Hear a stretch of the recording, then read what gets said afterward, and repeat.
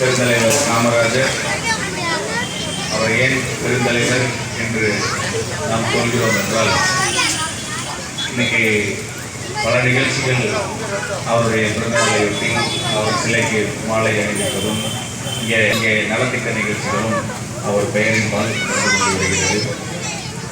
அப்படி அவர் என்ன செய்தார் என்று சொல்வதற்கு அநேக காரியங்கள் இருக்கிறது. தமிழ்நாட்டை அவர் வளர்ச்சியின் பாதையில் எப்படி நடத்தி சென்றார், கல்விக்காக அவர் என்ன செய்தார், இது எல்லாம் இருப்பினும்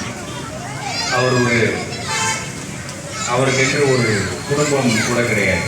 இன்னைக்கு நீங்கள் பார்த்தீங்கன்னா இங்கே குழந்தைகள், பிள்ளைகள், சிறு பிள்ளைகள், அவர்களுக்கான நோட் புக்கு இதெல்லாம் இருக்குது. ஆனால் அவருக்குன்னு ஒரு குடும்பம் கிடையாது. நம்ம எல்லாரும் காலையில் உழைச்சிட்டு, இப்போ நாங்கள் எங்களே எடுத்துக்கிங்களேன், இன்றைக்கி நாலு முழுக்க சிலைக்கு மாலை போட்டோம், அது பண்ணோம், இது செஞ்சோம்.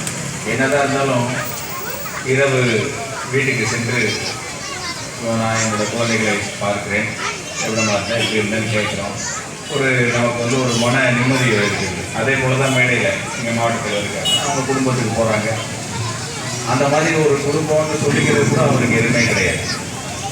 இத்தனை ஒரு முதலமைச்சராக இருந்து அவர் என்ன தனக்கென்று ஒரு குடும்பம் இல்லாமல் ஒரு வீட்டிற்கு செல்லும்போது கூட அவருக்கென்று வாங்க சாப்பிட்டீங்களான்னு கேட்குற கூட ஒரு நாதி இல்லாத ஒரு தனி நபராக அவர் இருந்து இப்படி தன்னைத்தானே ஒரு மெழுகுவர்த்தி போல உருக்கி கொண்டு தமிழகத்தை இப்படி ஒரு வெற்றி பாதையில் அவர் அமைத்திருக்கிறார் என்றால் அவர் போல ஒரு மாமனிதர் கிடையாது.